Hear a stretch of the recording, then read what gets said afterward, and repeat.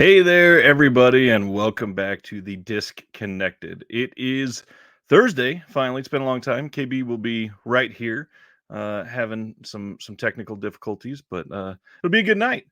Excited to see everybody. Been a long week. A lot going on for me. Hope everybody's happy and healthy. We got Craig in the chat from Deaf Crocodile. Gungshi, what's going on? Stan, this made me laugh so much before I went live. Lock the gates. Love that. All right, Ragnar, what's going on? Hey there, everybody. Got a lot to talk about tonight. We got I think we got like 40 announcements to cover, and then we're covering fake Oscars tonight. We're going to be sharing what that means in just a little bit. But until then, I mean, it's probably about time to see if KB's ready to come on. Let me see if maybe I should just scoot over. Yeah, where the Melocene titles at? Hey, KB's here. Figure I'm local, I might as well. What's up, everyone? No technical difficulties on this channel. How we doing, sir? Good. How you been? I've been all right. It's always nice to have somebody in person. I know. It changes it so much. I'm ready to go a couple hours just to let you know what I do take bio breaks. That's fine. I don't see anything below my table on this side. I'm just saying there's nothing, maybe. Nope, no magic. But hey, KB's here. This has been amazing. Funny enough, I've been trying to see you in person since, other than my birthday party, since like August. It's been a long time, and you live like 22 minutes away. I know, it's so bad. I'm driving over here. I'm like, it's so easy to get here. Right. Why don't we like? And what we have August birthday parties to celebrate. Well, this last time was a problem. There was COVID and scheduling issues and kids and either way, I'm excited you're here. I can finally give you a replacement disc for Showgirls that's been waiting for you for like a year. We're not talking about Showgirls. Why not? You don't want to talk about Showgirls? No. Well, you brought new pickups. This is exciting. I don't think anybody else has ever. Oh, interesting. This is for our little top 5. I'm glad I didn't peek at any of the titles other than the one I see on top. Do you have recent pickups? You've been checking out anything? There's been a lot coming in. Not a lot being cracked open and watched. Once the Oscars get announced, I go into like Oscar mode. I've noticed. So it's like any nominated movies I haven't seen, I at least try to get through Best Pictures. And once I get through Best Pictures, then I saw it going into shorts and into the docs. I nerd out about it. So right now I'm at the point where I'm getting ready to watch the last Best Picture nom. Which one's left? Zone. Everybody leaves Zone of Interest for the end unless you saw it early. I did. You did? Yeah. I think I've still not seen Natalie the Fall, and I still need to finish American Fiction. Yeah. God, the first half of that movie is great though. the whole thing is great. When I saw the trailer, I thought it'd be one thing and it ended up being something else. So I'm glad it was something else. Jeffrey Wright, though, is just freaking great at everything he does. And what I really like about that movie is that he's great and you expect that, but everybody else. Yeah. Sterling K. Brown. He's always good. Yeah. And then there are like these little subplot movies that are supposed to help move the main plot along, but they're sweet on their own. So did you watch Origin from last year? Ava DuVernay's new one. Mm-mm. That movie, like I'm one of those people I try to not spoil too much. Yeah. And I had no idea what it was. I just know that she's normally racially focused, and then the movie starts, and the first 20 seconds is like a reenactment of Trayvon Martin being killed, and I was like, "What the shit is this?" Wow! And then it's so good. You're gonna love it. Yeah, I'll check it out. Interesting movie. Pickups though. Anything exciting that you got in recently that you're stoked? Maybe not watched yet, but I see you got one of them over there that I just got. Which one? Mean Streets. Oh yeah, that's my double dip for the first quarter. So I had the Criterion, and then I saw that, and I'm like, it's a little fancy. Yeah. And I'll probably do it again with Peeping Tom. Because I got this. The Studio Canal is going to be the better release because of the higher bit rate on the transfer, but the features will be better. So sometimes I didn't check on that one. Hopefully. Jeremy, Poor Things is streaming on Hulu on March 7th. 7th, Nice. yes. What's going on, Dell? Brother Dell in the house. What's up? Sibner says Origin brought me to tears. It's that good. I want to get him on the conversation. You got to watch Zone of Interest. Sibner? Yeah. Just I've done I don't think I've said this on the show yet, but there's been twice after Reconnected, Sibner's just been like bored, and so we've been chatting on Instagram, and I was like, let's just chat. So we get on StreamYard, and there was one time we chatted for like 4 hours. Oh, I'm already tired. And then we just sit there for hours and talk. We might even talk movies. I'm going to spoil it. I finally talked him into it. Sibner is going to be on Reconnected in a few months. Cannot wait for that. Awesome. I got some pickups, but it's only because I realized I haven't talked about Vinegar Syndrome stuff in months. It's mostly been other like interesting things, but this month's exciting. Phase 4 to get a Saul Bass big deal Paramount title from Vinegar Syndrome. This is wild. And then of course to keep it going with Paramount, like the fact that Vinegar Syndrome finally did an American Western, and you know, people are going to be really excited about that. I'm glad it's there. And then the partner label titles. This is Canadian International Pictures, Rajan Padavani. And then this one looks exciting. Did you check this one out? What it was going to be? And then this one looks remarkable. Herencia Diabolica. This is the Mexican Chucky or Child's Play. I like that slip. Dying to see this, and everybody's supposedly loved it that's watched it so far. So I'm excited to watch it. What have you been watching? Oscar stuff. So let's get into it. Old and new. We rediscovered TCM, so that's been the only streaming I've been doing. But I have some friends on Kansas City Film Critics Circle, so screeners. You see some stuff, yeah. Some screeners here and there. I would have to look at the letterbox, but it's been all over the place. Old. Any from last year that most people loved that you didn't like that much? Ooh.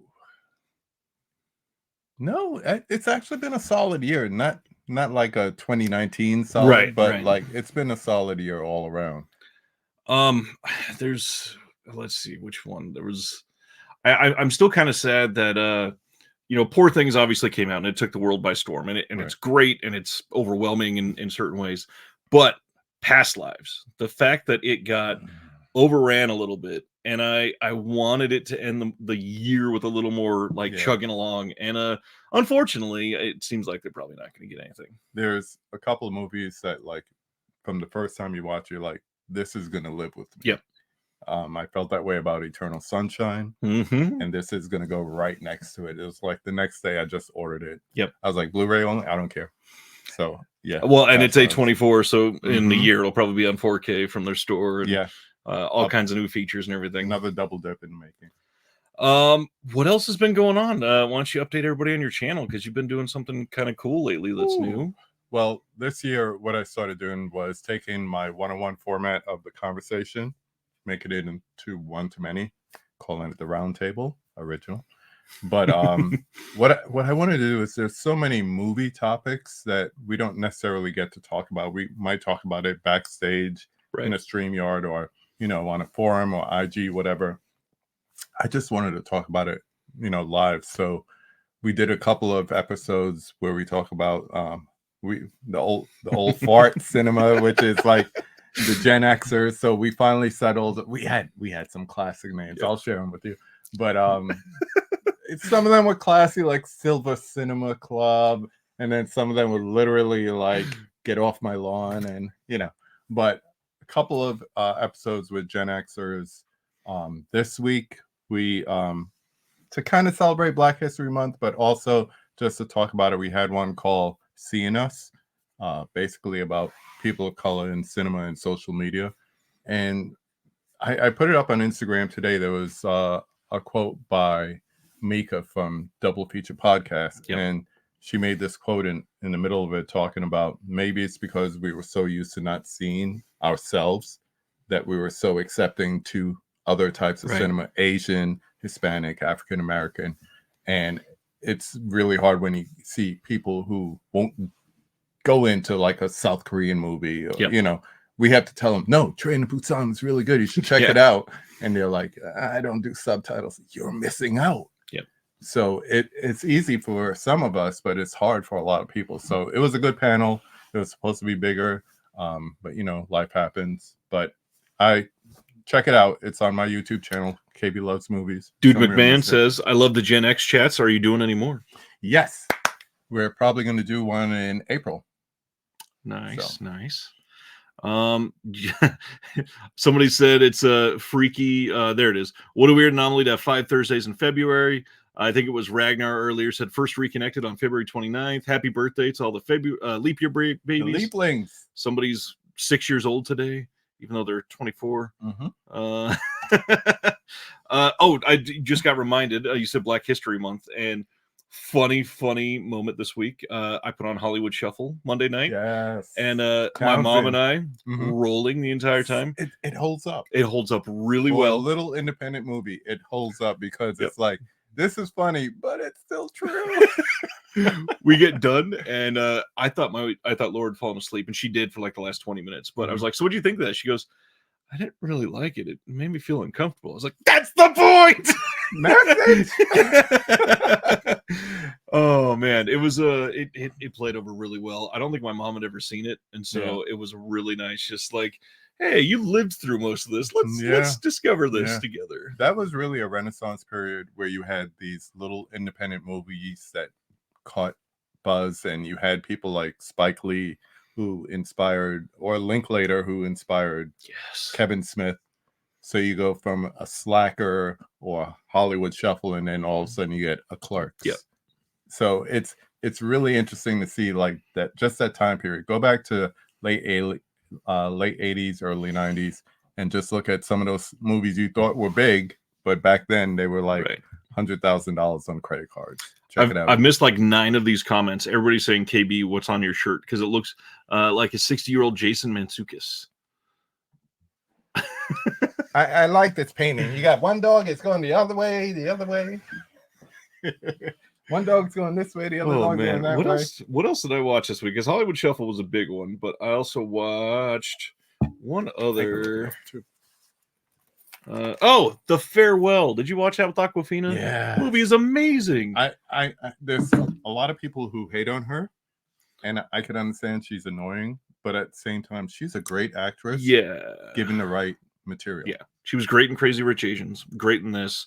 I thought she did pretty well in Shang-Chi, even though it wasn't like top tier Marvel for a lot of people. I thought she did pretty fantastic. It was the best at the time. Yeah, I'll tell you that much. Oh well, and it's the best since then, probably. Pretty much. Oh man, yeah. The Farewell. Everybody needs to check that out if you have not yet. It is a really important movie. Very, very great insight into Asian culture, stuff that I never would have had any idea about. And then to see the acting from everybody, and then the special features on that disc are surprisingly good. They talk about how it's her actual family, like that inspired the director, and so damn good. To answer your previous question, I rewatched Mississippi Burning. It's a big one. That holds up. Unforgiven. I got a problem with the man, but fine. Damn fine movie. I just talked about Unforgiven the other day with this gentleman, Craig. We did a episode of The Incinerator with the guys from Deaf Crocodile and covered Clint Eastwood, and it was super fun. And of course, I rewatched Dune. Mrs. KB had never seen it, and I was supposed to go to a screener on Tuesday, and I didn't. So I'm gonna go see it Sunday. If you guys want to come out, I still have not seen Dune 1. It's somewhere in here. I think it's in the shame closet. You should take it out. I'm ashamed for not watching that one. Yeah, that and Tenet is the other big one from like current blockbuster directors. Back in theaters. Interesting. I know. Just because of Oppenheimer? I think it's like a slow time, and they're doing a lot of re-releases. I get it. I get Disney doing the re-releases of the ones that they sent straight to Disney. Oh yeah, like the Pixar ones. Yeah, like Soul and Soul is so good. Red. I would have loved to have seen Soul in the theater. Me too. But Tenet, I say that, but I'll say it's probably better to watch at home because closed dialogue. captions. Yeah. Unfortunately, had to burp. Sorry, we just ate right before this. I had to chow really quick too. Let's see. Couldn't hear the dialogue in Dune Part 1. Eric hasn't seen Dune Part 1. Of Go course, get there's that glow in the dark steelbook from Walmart and just watch it. If those you are don't such have an it. awful design. I know. Oh, I let's was like, see. oh, I don't have that. I don't want that. Oh yeah. Anyways, what else is going on? We talked about your channel. Mhm. Anything else physical media wise recently that surprised you or that you want to talk about? What do you think about the Disney Sony thing? Obviously, that's the big headline lately. Fox to Disney, printed by Sony. Yeah, That the irony it is feels gross. Yeah, it's like dogs and cats living together. So, I really don't care because it's like a slow decline, and it's just getting to a point where it's just like, okay, let's see what X boutique label is going to do with Right. X title, because that's all that I care about at this point.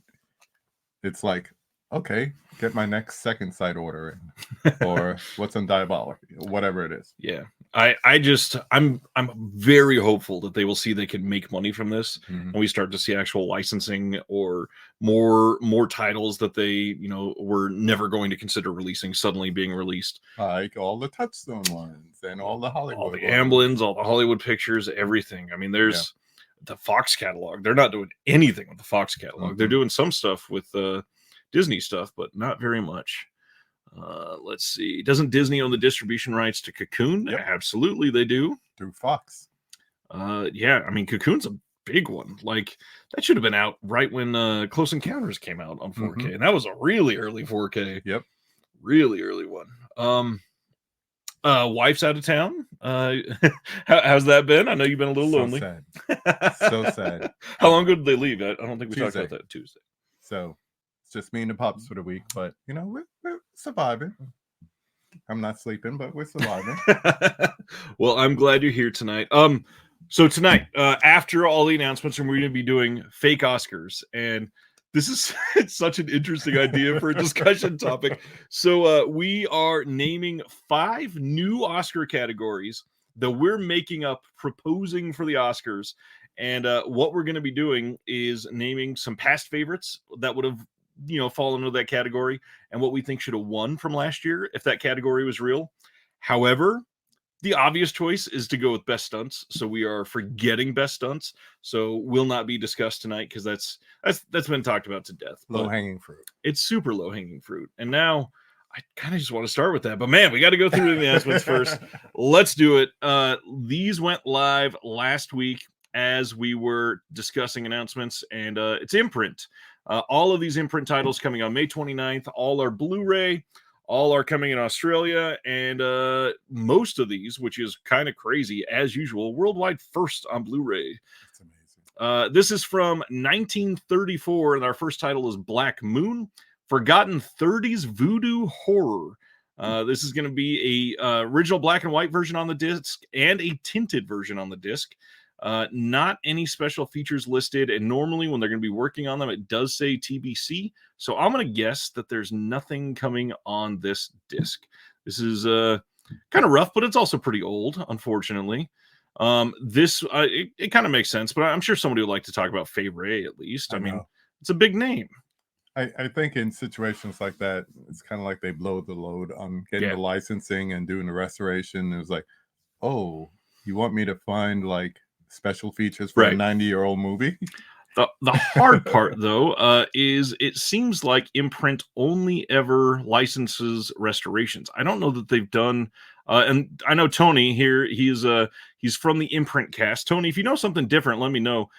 They've not really done any in-house restorations, I don't think. So they normally get from the studios whatever restoration they're doing and just put that on a disc and they license that. But yeah, I'm glad it's coming out. And obviously it's a classic and it's the first time in high def.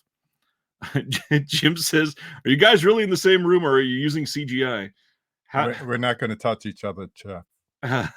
If I go like this any further, my hand will disappear. Oh man, I mean, honestly, I can make that look CGI if I wanted to. Next up is Roger Moore in The Man Who Haunted Himself. This is from 1970. It's a psychological thriller with a macabre twist on Jekyll and Hyde, which is interesting. But this one has a lot of special features. We got an audio commentary by Roger Moore himself. Wow. And a producer moderated by Jonathan Southcott. That's a previously released one. And then we got a new audio commentary by Jonathan Rigby and Kevin Lyons. Rigby is great. Kevin Lyons is pretty good too, but man, Rigby has been doing more and more stuff everywhere. New interview with Roger Moore biographer Gareth Owen, and then a documentary from previous release, 1956 episode of the series based on the original novel, The Strange Case of Mr. Pelham. Isolated score audio track, lots of stuff coming on this one. Wow. I've never been a Roger Moore person. Have you seen this one, and what do you think? No, this would have been pre-Bond, and I think that was the first time I ever heard of him. I was a kid at that point, so never had an opportunity to go back and go through his filmography. And it's a big filmography. It's not, it's not tiny. Yeah. A lot of the ones that, when they were working back then, there wasn't too many actors, honestly. It wasn't like today where, things were few and far between. So yeah, that's a hell of a filmography to go through. Next up, love this cover art. I'm going to zoom in on this real quick because, man, cool. This is gorgeous. Imprint kind of killed it this month with the cover art. This is Catacombs, a.k.a. The Woman Who Wouldn't Die. This is from 1965. Again, worldwide first on Blu-ray. This one says, The Dead Return from the Grave, in this cult classic horror based on the 1959 novel by Jay Bennett. And this one has 2023 4K restoration of the original nitrate negative. New audio commentary by, again, Jonathan Rigby and Kevin Lyons. New interview with actress Jane Marrow. New interview with Continuity Girl Renee Glynn and sound editor Colin Miller. New interview with the composer Carlo Martelli. If these are all people associated with the film, they've got to be up there in age. Yeah. It's funny because you look at it, it's going to be a limited release for something that's pretty much brand new to physical media. So if you really want this one, you probably want to pre-order it because it's going to go fast. I imagine so. A lot of the worldwide first on Blu-ray, they tend to go a little quicker too. Mm-hmm. Again, how does Imprint keep doing this? It's impressive, but also wild that they keep going after these smaller titles. Love it. It looks like they have pretty much the same people doing some of the features. Yeah, definitely. Next up is The Queen of Spades. This is from 1949. Alexander Pushkin's terrifying ghost story comes to life in The Queen of Spades, directed by the acclaimed, what is that name? Thorold Dickinson.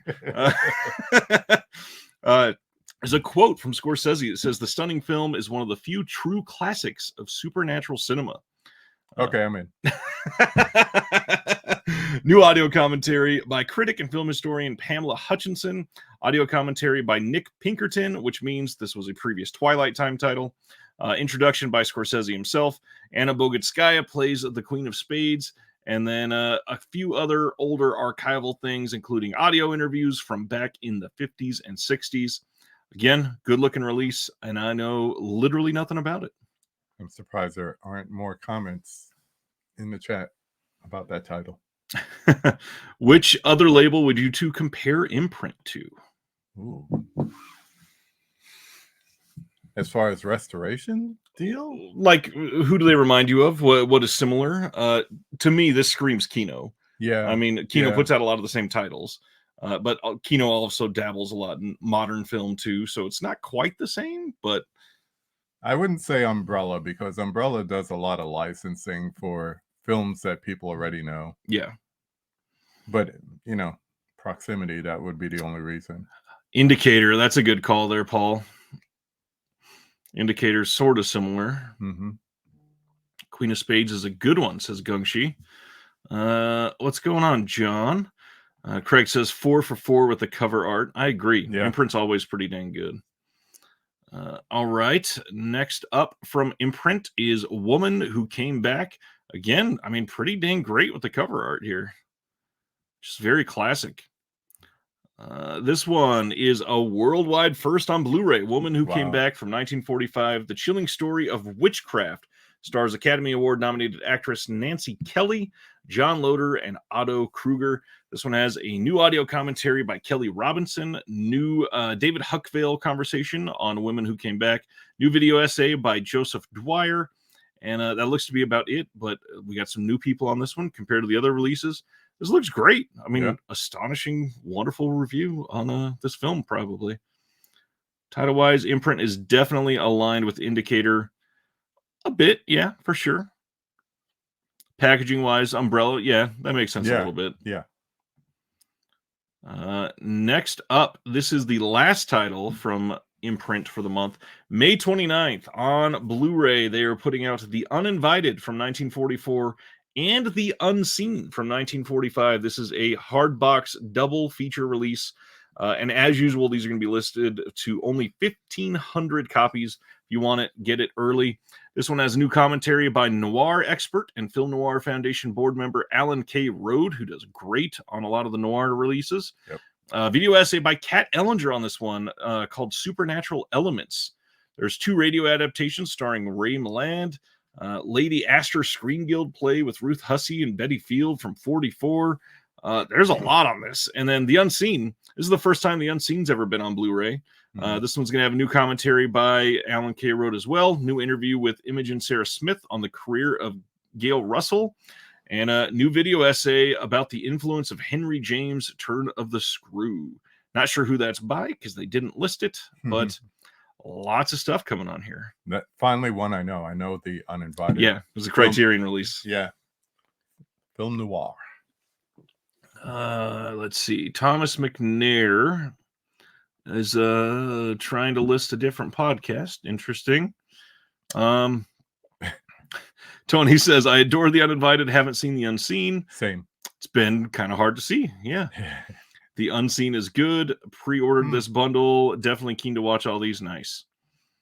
Ragnar says 1,500. Why so limited? The reason is because they're in Australia, and these are technically only for Australia. Yet a lot of people buy them worldwide. They probably license-wise can only sell a certain number limited, and that's why we get them the way that we get them. And they probably get them for a certain price because they're limited. And I think they're still underselling based on the amount of people that have interest in them. Because coming from Australia, even if you go through a third party, it's not the cheapest. Right. It's not the cheapest. Craig is asking best place to buy Imprint. It depends. They'll be on Orbit, they'll be on Diabolic, they'll be on Grindhouse, but be prepared. Any of these that are not the hardbox release are going to be $30. Yeah. They will start at $29.99. But they're generally worth it, but they're also a little pricier than other places. So yeah, Diabolic, Orbit, Grindhouse, you can get all of these. I know you shop at Diabolic a lot, Craig, so you can probably get it there. I normally go Orbit for them. Yeah, I think I've done that primarily as well. Cam is watching When Harry Met Sally. Nice. Culture Trini's here. What's going on? Salute, my dude. All right, enough of imprints. Going to a Kino. Oh, wow. Starting over. Burt Reynolds, brand new HD master from a 4K scan of this one. And then let's see, they also got a new audio commentary by Daniel Kramer and Howard S. Berger. And that's it. But 2 great guys doing the commentary. Glad this is getting released. This is big names in this one, obviously. Candice Bergen, Jill Clayburgh, big title. I don't think I've seen this one. I remember it from when I was a kid. It came out like around 79, 78 or so. So I remember it. Like we used to see like ads for it like in the newspaper or whatever. Couldn't go see the actual movie, of course, being kids. Right. But yeah, I went through a Burt Reynolds phase, everything from Longest Yard to Sharky's Machine. And that's when I finally saw that. Nice. Yeah, it came out in 79, like you said. Good job. All right. Next, Craig says he's a huge Burt fan. Nice. And then next up is this one, Kino, coming soon. Mortel Randonnée. This is called Deadly Circuit with Michel Serrault and Isabelle Adjani from Possession. This is R.I.P. R.I.P. indeed. This is one that I've heard about. I've never been able to see this one. 1982. And it's Kino, so this one will probably be pretty cheap on release. No features. Well, not yet. Not yet. They'll announce something later, probably. Yeah. Day before. I hope so. It's not Shout Factory. Come on. No, Shout Factory doesn't have to, because if you have the Blu-ray, you know what's on the 4K. That was a good joke. Oh, that's funny. But they'll tell you we're working on them. I keyed. I don't get free stuff from them, so I could kid. Oh, that's funny. I don't think hardly anybody gets free stuff from them. Nah. What's going on, bearded film guy? What's up, Chris? Next up, this was a big one. Blue Underground, May 21st, their next 4K, Death Dream from 1974. You seen this one? No, I'm just surprised to see Blue Underground put out anything. Is that like their first or second release for the year? I think we have. They're putting out Goodbye Uncle Tom. That's right. I think this is number 2. Yeah. And that's May 21st. It's the second release. But you know what? It's going to look great. It's going to look great. And honestly, this is one of the best films in their catalog. This is incredible. For anybody that's never seen it, Larry Clark directing the hell out of a Vietnam movie. This one is great. It says, in the shattering variation on the monkey's paw, grief-stricken suburban parents refuse to accept the news that their son Andy has been killed in Vietnam. But when Andy returns home soon after, something may be horribly wrong. Andy's alive and well, or is he? And this is going to have some special features, of course. We've got on this a commentary with the co-producer and director Bob Clark from a previous release, commentary with the writer and makeup artist Alan Ornsby from a previous release, and then a brand new commentary with Troy Howarth and Nathaniel Thompson. They also have a new interview with Gary Swanson on the Blu-ray only. But yeah, a lot of these are archival releases, archival features on this release. But that's right. Blue Underground also has The Bloody Judge coming, the Franco title. Forgot about that one. But yeah, this movie's amazing. I really hope people check this out. If you haven't, this one is surprisingly great. Did I see Savini in there? It's his first film that he ever did effects on. Yeah, it's a big deal. And look, he has no horse headed. Oh man, Garrett says he's stoked for Death Dream. I should have wore that shirt. Oh, I just got my my Nick shirt in from movie AV Impulse. Oh, should have wore that. Arrow titles got announced this week. I'm very curious to see what you think on these. May 7th, Blu-ray in the US and Canada. We are getting Night Falls on Manhattan with Andy Garcia. This is a Sidney Lumet title. What do you think about this one? They wanted it on 4K if they were going to put it out. It's because I remember this. This was like one of those VHS movies that I used to watch, but I haven't seen it probably since like early 90s. Right. I don't even know. Has it even been out on Blu-ray before this? I don't think so. I don't think so. Let me check that one. Maybe it did. I feel like it might have gotten a Twilight time. Maybe. Somebody's probably already answering in the chat, but because I don't have a guest to check, I don't know. It came out on imprint, who we were just talking about. But that was one of their first titles. It came out in August of 2020. Oh wow! So I bet some of this was on that imprint release. Archive commentary. Yeah. What's shocking though, I don't think there's any new features. Everything is listed as archival, and they probably just grabbed the license and put it back out. Would not surprise me. I mean, it never had a US release, so now it's got the first title. Andy Garcia, kind of in his prime-ish. Yeah. I mean, he had a good run there for 5 years or so. Godfather 3. Yeah. Next up, big title for them. Yes. May 21st, 4K and Blu-ray in the US and Canada. They're putting out Narc from 2002. This one is newly restored. You got Dolby Atmos on this. And then we got a new interview with the director, Joe Carnahan. New interview with the DP, Alex Nepomniachtchi. That was awful. God bless you. New interview with actor Krista Bridges. New interview with costume designer. Promotional featurette looking at the making of the film. Some other stuff like that. Nothing else really new. And then they're also putting it on Blu-ray. Not sure if I said that. And then if you really want, they've got a Arrow site exclusive art that wait. It's not this one. I'm thinking of the next title. Whoops. I put up the 4K and the Blu-ray. What do you think of Narc? Because you seemed excited. Yeah, only for the movie itself. It's one of those that I could care less about the special features on. But yeah, it was a good movie, so I'd love to see what they do with it as far as upgrading it to 4K and giving it special treatment, giving it all the Dolby. I've got Narc in the imprint box set that they put out, so Mhm. I'm probably not keen to jump on it, but it's a good movie. Yeah. May 27th in the UK, and then May 28th in the US and Canada. Arrow is giving us Pandemonium from last year. I'd never heard of this one. Me neither. This is not one that ever came across any of the lists that I saw for talking about last year's films. We got a new interview with the writer and director Quarks. New interview with writer and director Quarks again, and then special makeup effects supervisor Olivier Alfonso. Brand new interview with the writer and director Quarks, sharing a behind the scenes look at the filming of A Birth. Footage from the film's 2023 premiere in Paris, some making ofs, and then of course the booklet with new writing on the movie. I have no idea about this one. I will say the art looks pretty decent. Yeah. You've asked me what I thought before. We're almost halfway through the announcements. It's lukewarm because the ones that are good, okay. Yeah. But then the ones that I don't know about, it's like, yeah. But you didn't get to the big one yet, so we'll wait. Brad from TerraVision here saying TerraVision is doing Lumet's Find Me Guilty 8-disc 4K UHD. Something tells me that's not accurate. But you heard it here first, I guess. Thanks, Brad. Trying to compete with somebody else's Lumet box set.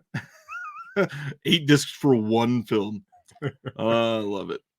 And then a big one for a lot of people, especially because the original Blu-ray release of this was super limited. Yeah. A lot of people missed this. Yeah. May 20th in the US and then, May 20th in the UK, 21st in the US and Canada.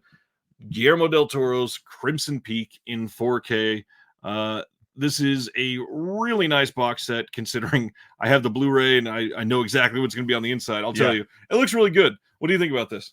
I'm actually one of the people that got the Blu-ray, so I love it. And when I was watching it, I was like, this could look better. I imagine this on 4K.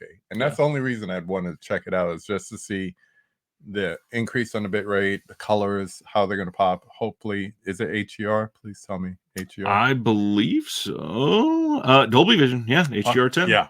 Approved by Guillermo del Toro himself. Yeah, that would be why I would get it, because the Blu-ray is fine enough. It looks good. And it's I don't think this is a brand new restoration since it's not that old. No, yeah, it's not new. It's still that same old restoration, but the Blu-ray looks really great.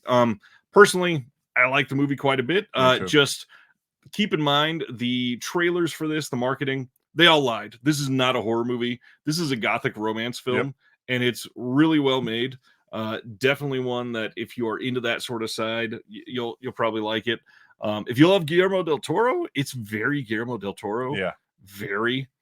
Craig, you'll like it. Yeah, it's a good, like you said, it's a good gothic movie. They're talking about Spike Lee showing Birth in Mo Better Blues. Yes, and then Jim wants to know, KB, do you blind buy? I do. Not as much as I used to. DVD days, I think 80% of my purchases were blind buys, but I don't know who made the comment a couple of weeks ago, but they said every time we go to the movies, that's a blind buy. Yep. I love whoever you are out there, whoever you are. Great line. So true. But I'm a big rewatch person. So if I buy it and it's a blind buy, it doesn't stay in the library if I don't like it. That makes sense. This is the one with the Arrow art. All right. May 27th in the UK only. This is not a US release. Arrow is giving us a 4K of The Long Good Friday. If you like this one, you might also be interested. They're doing a site exclusive of the original poster art as well. And of course, it's super difficult to show that because of stupid Instagram. Let me try to move it. There you go. Never mind. I don't believe there's anything new on this. Nope. But this movie. What do you think about this? I love this movie. This is where I discovered Helen Mirren. Interesting. Do I have to say more than that? No, but Bob Hoskins is great. It's a good old school British crime drama. Is this the Friday with Ice Cube? No, it's the 4th sequel. You know, you had Next Friday, Friday after next. Yeah, this is the Long Good Friday. Oh man. So Bob Hoskins, really great underrated actor. Obviously, he's got a couple big ones. This is up there, It's sad that most people just know him for Roger Rabbit. right? Although incredible performance, Yeah. but it's also sad that people don't love other stuff. Let's see. Bob Hoskins at his best. Old school British crime drama. Yes, please. Mm-hmm. Agreed. Next one. And I'm going for the regular release. I mean, I prefer that to the Arrow. yeah, I get that. Is this it for? Okay, before we start talking about terrible glow in the dark steelbooks, Arrow recently. What have you been thinking about? What they've been putting out? It's the same thing like last year. The first half of the year was lukewarm last year, and then the second half was gangbusters, and everyone said they had a great year. I was like, they had a great 6 months. I feel like they had a great year. See, what did you like from January, February? Well, you just said first half of the year. First half of the year is not just January, February. I know. I was starting there, and I was going to go forward. Last year, the big one is the Lucas Moodysson box set that came out in the first couple months, and everybody forgot about that. And it's massive. That box set is ridiculous. And when did Enter come out? May. That's when they got good. I mean, that's when they got great. Yeah. Before that, they were pretty good. Yeah. Let's see. The Long Good Friday after next. Yes, Mona Lisa is the one that's always paired with this, of course. Yeah. Arrow's got some good stuff coming up. Yeah, I mean, they always do. Lately, at least. All right, let's talk about some glow in the dark shit. So, man. New wave of glow in the dark steelbooks coming to Walmart. These will be up right now. If you're really dire for these, you should be able to go find these in some local Walmarts. Not everybody has a display yet. So, excuse me, they're giving us Battlestar Galactica. That's weird. There it goes. Dune. This is such a drab design. Where's the sand? Fast X. And then Godzilla versus King Kong is coming. This is not the glow in the dark cover because they would never do that. It just was up incorrectly on the website. So, steelbooks. This is so weird. Like, Walmart is taking over steelbooks, it seems, and now we're getting just the worst stuff. Like, I have a theory. Oh. It's all the Best Buy leftovers that they're repackaging. Oh, well, yeah. I mean, it's not a surprise much at all. But the fact that they had to go out and buy new steelbooks and do something different with them to try to sell them. But the thing is, it's limited because only the ones that you showed are steelbooks, but they have an entire line of these glow in the dark DVDs, Blu-rays, Batman 4 film collections. And it's like, why? But it's what they do. Jim says, I love to stare at my steelbooks in the dark, so this is a win for me. Yeah, stare at the slip while you watch a movie. Yeah, this is weird. Like, I like things that glow in the dark. I'm human. Mm-hmm. I like lenticular steelbooks. I like steelbooks. You ever seen Skin Deep? A long time ago. Yeah, glow in the dark. I need black lights. So this just, like, if you're gonna do it, make even a slightly different design. Yeah. Like the Dune one is the biggest example of this. There is nothing about Dune that is begging for a blue tinted steelbook to come out that's glow in the dark. Yeah. This is such a weird thing. Doesn't scream sand. No. Scream Ice Planet. And the thing is, I mean, I've double dipped on titles before. If I loved something, I'd be all about it. But give us a different design, not just glow in the dark. If anybody out there don't like slips and you recently got the Willy Wonka one with the Gobstopper on it, I'll take it off your hands. Brad from TerraVision says Walmart super hyped on steelbooks and they're asking distributors to do them. They wanted Malum as a steelbook and we said no. Jeez. Oh, that's interesting. Tell them they could do it, but tell them to do better. Yeah, interesting. All right. We got some titles from Discotek that I had announced a couple months ago, but now we got release dates. And what's crazy, they're all the same date. So May 28th is going to be the big day for Discotek. They're putting out Sex and Fury, Belladonna of Sadness in 4K. And speaking of this title, this is the restoration that Craig worked on when he was with his previous company, Cinelicious. They are putting out IGPX, I assume that's how you say that. Immortal Grand Prix. Mortal Grand Prix, sure. Digimon Season 2. What's this one? Kenichi, the Mightiest Disciple, The Attack of Darkness. I don't know any of these. Lightspeed Electroid Albegus. Chi the Brat, the first TV series. I like and the then cover. Hurricane Palomar. Yeah, it's a good cover. Not that one. Next one. Yes, there are a couple from these that I certainly am into. I definitely want to check out Sex and Fury again, and then Belladonna Sadness. The movie's beautiful, and I'm very eager to see what they do this in 4K. Have you ever seen Belladonna Sadness? No. It is. Oh, you might have to borrow that. Blu-ray. Is it on that shelf It's over there? behind me. Behind you. Okay. Uh, He keeps all the porn over there just to let people know. It's not porn. And even Dill says the porn section of the show. No. Come on. No, I'm just kidding. Let's see. It's Next. the wall he won't show his kids. I mean, they've been in here. Mm-hmm. We are going to talk about the Deaf Crocodile Kickstarter in just a little while. So I'm going to pass on this, but we'll talk about that in a minute.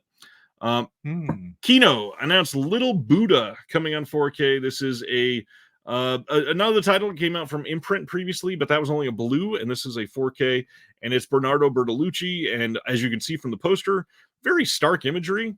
This is going to look gorgeous in 4K. Yeah, As long as they got a decent 4K transfer and didn't really screw this up, this movie's going to look beautiful. Bernardo Bertolucci and Little Buddha. Have you seen this one? Yes. What and then this comment. Yes, a dog does get fisted in Belladonna. Thanks, Craig. Appreciate that. Spoiler alert. Oh man, where is my porn section? I mean, most of it's over there. Most of it is. It's kind of dispersed through a lot of this, Yeah. but yeah. John says Sex and Fury is really good. Pinky Violence with Christina Lindbergh, who was in Thriller. Brendan says this movie's terrible. Keanu Reeves pretending to be Tibetan. What was the other movie? Ninth Warrior? That he pretended to be something else? Warrior? No, no. It was another movie where he. Anyway, I don't remember what you said. What do you think of this one? It's beautiful. Bertolucci films are just beautiful. Even if the story is slow and the plot doesn't move you, the visuals will. That's exactly what I would say. It's gorgeous. It's boring. 47 Ronin. Thanks, Brother Dell. That's the one. Yeah. Just, Yes. The silence is deafening. Yeah. Hey. Just appropriating left or right. We got our first announcement from Chameleon Films in literally like 9 months or something. They are releasing in April on Blu-ray in Australia a movie called Motorway from 2012. This sounds pretty decent, and it says it's going to have some exclusive special features, including a pressed CD soundtrack by the co-composers, collector slipcase, and booklet featuring a new essay by film scholar Gary Bettinson, a new interview with screenwriter Joey O'Brien, new audio commentary by Arna Venema and Mike Leader, who've been on the channel before. They're fantastic. New interview with the associate producer Ding Yun Shan, 35 minutes long. New interview with the co-composer that did the soundtrack as well. Never before seen in full archival interviews, newly translated and improved optional English subs. Looks like a good release. And then they got some archival extras as well. The ones with the CD limited to only 300 units. Wow. But they said if enough people pre-order, they'll increase that to 500. All the way to 500. All the way. Yeah, this is interesting. Chameleon, they were very quiet for a long time. And this is a random, like, fairly modern film, which I think Election was their newest film before this. And yeah, here they come with this. Yes, Sibner, this is an alleyway. The Speedy and the Angry. I like that. Next up, Mystery Science Theater 3000. This is season 13, now available to order on Blu-ray and DVD, and it should be shipping immediately if you go to the Shout Studios website. Of course, this is going to have some bonus features, including some featurettes, Q&A with the cast, year-end review, Kickstarter video and stuff like that. What do you think about MST3K? I used to watch the early ones. Haven't watched in a long time. So I've never loved it. I don't know. There's certain like podcasts that kind of low key make fun of movies. mhm. I kind of hate that. Like it takes so much energy to do it. I just rather people be passionate about what Yeah. they like. Yeah. I don't know. They are going fast. Those 500 burnt CDs. The days of NAFTA are back again. That's funny. Yeah, I've never been a big MST3K person, but I get the appeal. This got teased earlier, but man, they are getting a lot on their releases. Kino, April 23rd on Blu-ray, they're releasing the next in the Kino cult line, Betty Page in Teaserama and Varieties. This is from 1954 and 1955, 4K restorations from the original 16 millimeter OCNs. And then a 4K restoration of Buxom Beauties from the 35 millimeter camera negative and 16 millimeter materials, which is wild, first of all, that those are getting massive 4K restorations. You got audio commentaries on these. You've got the Something Weird video edition. And Lisa Petrucci from Something Weird was commenting that there are some things either added or taken away from the Something Weird version. So it's not just like a worse quality version. It's actually a different presentation on these. And then Alexandra Heller Nicholas is on the audio commentary for Varieties. There's a lot. This looks like a really fun release. Betty Page. You ever seen anything with Betty Page? Just a documentary on her. Yeah. But I knew who she was. Simner says, I once met her former fiance. Interesting. Brad likes when people make fun of good movies. Interesting. I mean, that's what all those, those cinema sins and all that, that's usually what it is. Yeah. It's just, like you said, a lot of energy. Ronnie was a huge fan of the original MST3K. I haven't seen the new version. That's me. The hard part is I like Jonah Ray, so I feel like I might like it, but I don't know. Let's see what else. Brendan says, I'm with you, Ryan. Never liked riffing. This are pieces of art. Take it or leave it. Exactly. Sibner says, every time the robots make fun of it, Ryan says it's somebody's favorite. It's true. It's true. What's going on? The Infinite Character. What's up, Prince? Betty Page is it's definitely the porn section of the show. You're welcome, Dell. Had to. It's gonna go over there. It will. Saw some Master Pancake Theater where they did like Gone with the Wind and Citizen Kane. Got to try harder when it's not easy to make fun of. That makes a little more sense. Yeah. That makes a lot more sense, actually. Like you said, energy. Hey, I put up an interview with Bill Plimpton earlier this week. I hope people check it out. Nice. That was kind of a big deal for me. Loved his stuff when I was younger, and that was kind of surreal. Also, thanks, Craig. I know you're in the chat, but thanks for helping set this up. Def Crocodile put out an astonishing release of the tune. Great disc, great shorts on there. Really good audio commentary. Fun interview with Dennis Bartok from Def Crocodile and Bill and a couple others that were involved in the tune that are a part of it, and it was fun. I think it's like if you have casual watchers, they just think Thursday night is your weekly show. They don't realize that you put out stuff like during the week, like usually Tuesdays. I try Mondays, and then I'm usually late because I'm busy. Tuesdays. Yeah, usually Tuesdays. Yeah, you guys should definitely hit the bell, turn on notifications. That way you could find out. But it's like stuff like this I really enjoy. Like I still think you have the best Joe Lynch interview that I've seen in a long time, and he might agree. Well, and what's funny is we're going to get to a Joe Lynch announcement in a little while, and he retweeted it today. I don't even think he realizes it was me that had interviewed him that he was retweeting. It was funny. Yep. I'm going to get to see him again in April. That's right. I forgot he was coming. Panic Fest. He's coming back. Yeah. Hey, I posted this one. Let's talk about Glory. June 4th, 4K Steelbook from Sony. This is going to be a really great release. This is brand new 4K restoration from the OCN. It's got Dolby Vision now, and on top of that, it's got Dolby Atmos. Nothing new in terms of features, but How good is Glory? I love it. And the sad thing is I never upgraded from my DVD. Neither did I. So I have like a little DVD rack, and it's slowly like every time I get something, I pull it out and I'm like, you could go now. You're free.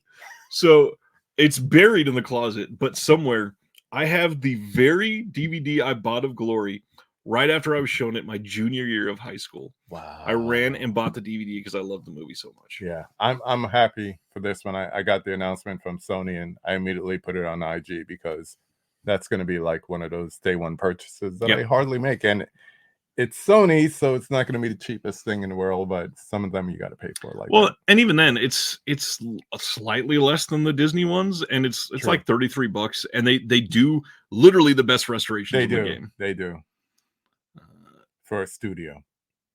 Yep. Yes. I apologize, Dustin. You're right. It is the same transfer, but it does have Dolby Vision now. Yeah, and Sony's infamous at this point for doing that. All the Steelbook re-releases is just because they added Dolby Vision. There was the big one recently that pissed me off. Crouching Tiger. Yeah, got a re-release with Dolby Vision. I was like, that was one I pre-ordered because that movie's amazing. Criterion had their flash sale. It's over. Nobody cares. Man, this might have been the announcement of the week for a lot of people. I know that made you happy. So this is a big deal. Coming on April 30th is a movie that we had announced like 2.5 years ago at this point. John Waters' Crybaby coming in 4K from Kino Lorber, which if it was a regular Kino release, you'd be excited for a second, go, we'll get a new commentary and that's it.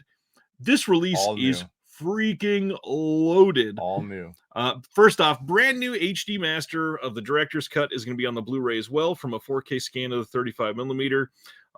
Then they've also got a 4K scan of the director's cut inner positive, which was added, and then an upres of the SD master for the additional missing parts, which they went through all the trouble for that. You knew this was going to be amazing before you even kept reading.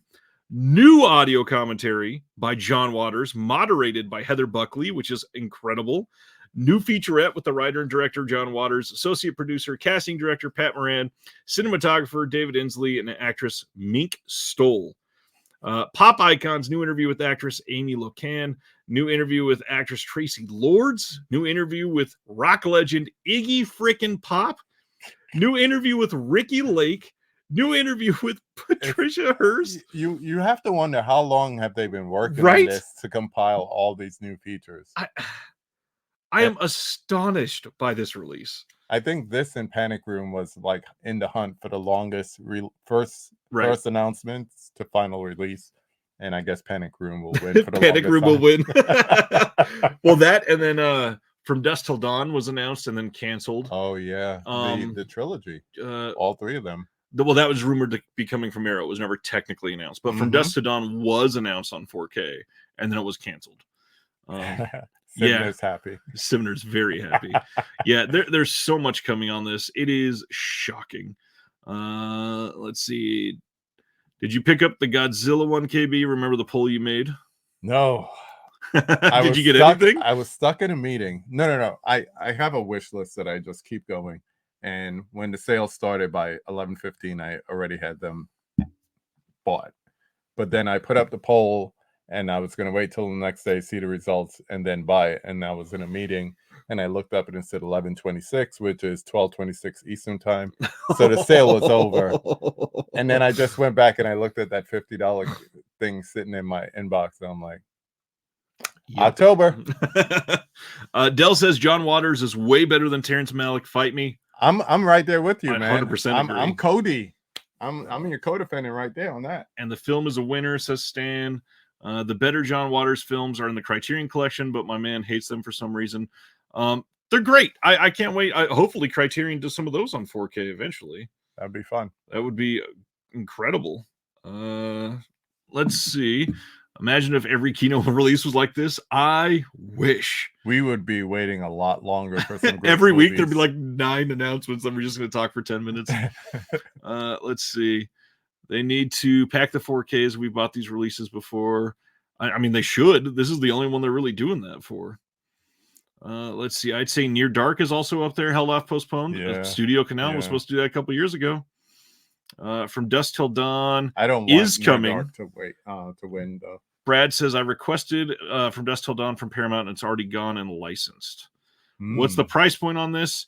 Stan, it depends on where you get it from. If you get it from Kino Direct, you're looking at $28. If you look at Diabolic or Orbit, $26. Yeah. Or if you go to Atomic Movie Store, which they are the little engine that I keep trying to suggest to everybody. Atomic Movie Store is the cheapest prices on Kino pre-orders, and they're out of Lawrence, Kansas, so they're really close to us. They come really fast to us. $50 free shipping limit. And storefront? No storefront. Crybaby, $24.99. Right now. And we'll probably get it like the Friday before. Yeah, probably. Kino stuff always comes early. Hey, save the shipping. I'll come pick it up. Go to Mass Street. Next up. Oh, I like this movie. A lot of people are pissed this isn't coming in 4K. Yeah. We had this conversation last week. March 26th, we're getting a Blu-ray Steelbook of Amelie. Good movie. Yeah. Great movie. It. She's cute. Yeah. I get people wanting a 4K. Again, not going to happen for every film. Right. The big thing, this was, I believe, a very similar design to an out-of-print Steelbook that was going for a lot of money. Now everybody gets another chance. That's a good thing. It's like American Psycho all over again. Stan says, Atomic Movie Store gets my business. Yeah, I got to check that out. Leave Malik alone, Dill. Sony thinking they second time with that $40 price tag. Say what you want. Their transfers are on point. This is $40. If this is $40 on Amazon, it'll come down. It has to be a 4K. Yeah. To get that price. Oh, there you go. This won't be 4K. It's an early 2K DI. Yeah, that price will come down, David. I promise. That's just the Amazon price to get people to. I don't know. They're not getting people to pre-order if it costs more. I don't know why they do that. It's like an MSRP on a car. Yeah, just give it time. It'll come down. Eureka! We got some announcements today, and I'm shocked already. Any of these? How many are coming to the U.S.? They announced just like 6 weeks ago that they were going to start doing the U.S. And last month we got, I think, 2 announcements, and this month they kept them coming. May 27th in the UK, and then May 28th in the US and Canada. We're getting the Valiant ones in 4K. This is a King Hu directed film, and this is a big one. This is one that people have been asking for a long time. This is the last true wuxia film directed by King Hu, and this is going to come with a 4K disc. And you've got new commentary by the man himself, Frank Zhang. There's a new interview with Tony Raines on this, new video essay by David Cairns, new interview with the stuntman, Billy Chan, new interview with actor Ing-Ming Choi, some archival interviews, collector's booklet featuring new writing on the film by Jonathan Clements. Eureka! They do really great work. I'm glad that we don't have to import their good stuff anymore, that it's going to be right here in the States. Hopefully all of it is. Yeah. Hey, Del, that's one you definitely want to pick up. Let's see. It's a tough to support a major studio asking $40 for a single title when boutiques give you way more bang for your buck. That's Agreed. True. Brad says they did a 4K restoration for Amelie and it debuts this year. Interesting. So you're saying wait. Brad tried getting this as well from Paramount because of the 4K, but it was nabbed last year and they were dumping it on Blue. Huh. Interesting. There you go. Next is May 27th in the UK, 28th in North America. We're getting a Queen's Ransom. Not one I've ever seen, but this movie looks and sounds wild. This says, as Queen Elizabeth II arrives in Hong Kong for a state visit, a band of skilled mercenaries plan her assassination. Contracted by an Irish Republican, the international group of hired killers includes a Japanese explosive expert, a Thai boxer, a Filipino sniper, and a veteran of the National Liberation Front of South Vietnam. Wow. The United Nations of Villains. It's Ocean's 14. As the conspirators move to carry out their plot, 2 police officials work with a young socialite in a race against time to save the monarch's head, while also trying to manage a crisis that has brought a huge number of refugees to Hong Kong, including a young Cambodian princess. Let's just add another one. Wow. This is written and directed by Ting Shan Si, who also did Rebel Boxer. And on this one, we've got brand new audio commentary by Frank Zhang again. New audio commentary on the export version by Mike Leader and Arna Venema, who do great work. New documentary featurette by martial artist and actor Michael Worth. And then a limited edition collector's booklet with new writing by James Oliver and the hits just keep coming. They're doing great. Wow. It's funny. A lot of overseas boutiques people may not be familiar with. So, like I was saying before, this will give people opportunity. Like, what was it? Police Story, when people were saying, "Oh, we only get 1 and 2 on Criterion, Yep. where's Super Cop?" You know, and then finally you got all 3. I already had all 3 Yep. from Eureka. Now we don't have to import it. It's a good thing. The other big thing about Eureka and importing, for those that don't know, reminder now, because these are great titles and you might want to pick them up. Eureka, free shipping worldwide, no matter how little you buy. No idea how they do that. They must have a deal with the devil. Free shipping worldwide. That's insane. Yeah. 2 bonds. 2 bonds tonight.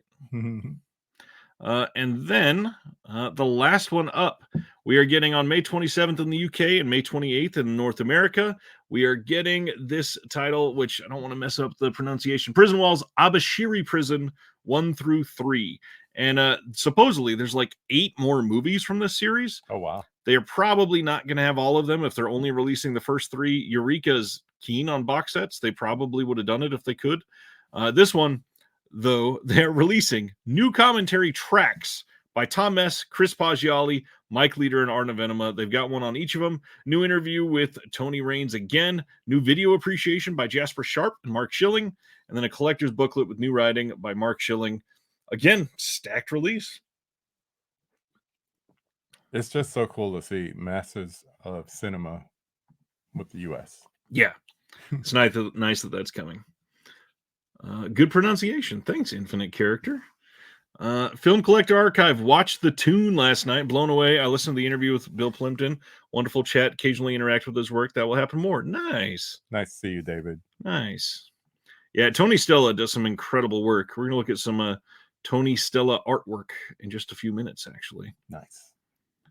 Next is 101 Films on May 6th in the UK on Blu-ray. They're releasing Mansion of the Doomed from 1976. That cover is striking. I want to see that, but supposedly the movie is really bad. Oh, really? Yeah. That's how they get you with the artwork. It's like the days when you'd go and say, "Oh, that movie looks good," and grab it off the shelf. Then you take it home. You're like, "Oh." I've not seen it, but yeah, all the comments that were on this today, everybody just said this movie's awful. On this, you get a new documentary on the career of Charles Band. You've got editor Harry Karamidas on Mansion of the Doomed, limited edition booklet with some writing on this by Chris Alexander, who is he does writing for Delirium. He does the Delirium magazine. A lot of Eureka is Region B, except not anymore, Ragnar. They're coming to the U.S. That's right. I clicked on the wrong title because it moved up. All the time that happens. Amazing cover and nice special features. Yes, I agree. Next up, only a few more left, I believe. April 30th on Blu-ray from Kino, Bluebeard from 1944. This is the 80th anniversary edition. Wow. 2020 HD master by Paramount from a 4K scan. New audio commentaries. 2 of them. One with Gregory W. Mink and Tom Weaver, and then the other one, David Del Val, who does pretty decent stuff.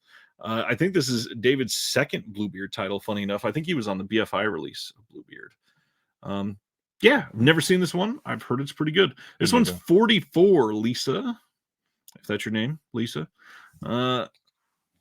What is this comment? Similar, I still believe Eureka has earned some sort of tax-exempt status due to their film preservation efforts, so they probably are able to provide the free shipping. I mean, I think BFI would have been the one to get that more than Eureka. But here's the thing.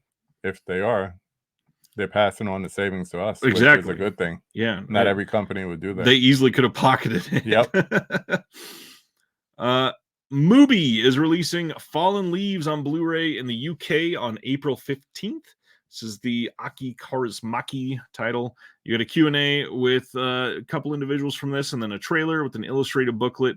I've not seen this one. Did you see this one? No, it was on my to watch list from last year, and I never got around to it. Brendan says, are you guys going to stream till the new OCN stuff drops? No, because that's at noon tomorrow. That would be a long stream.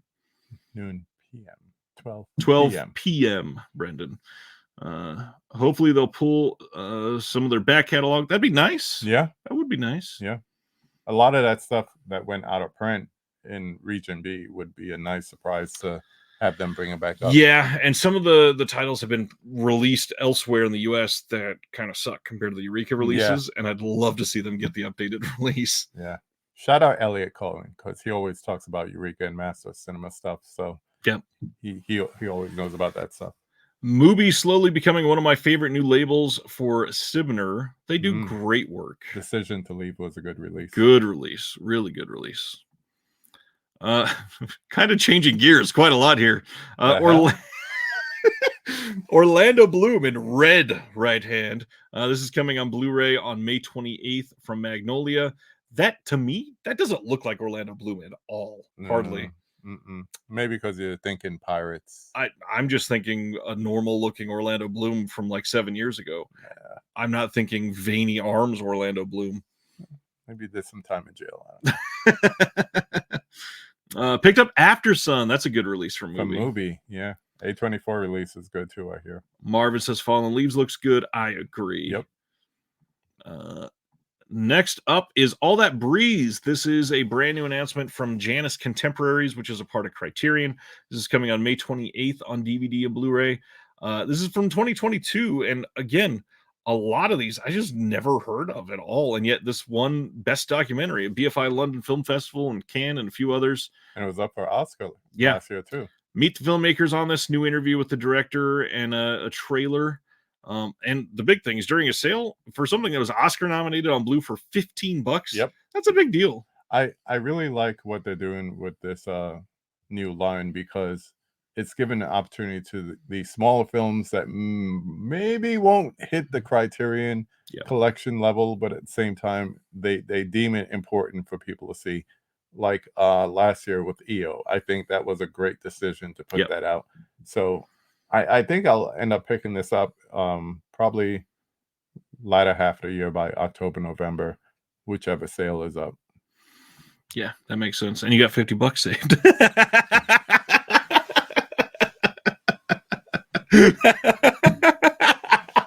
Just because it's close. My $50 is going to this, so I'll just leave that out here.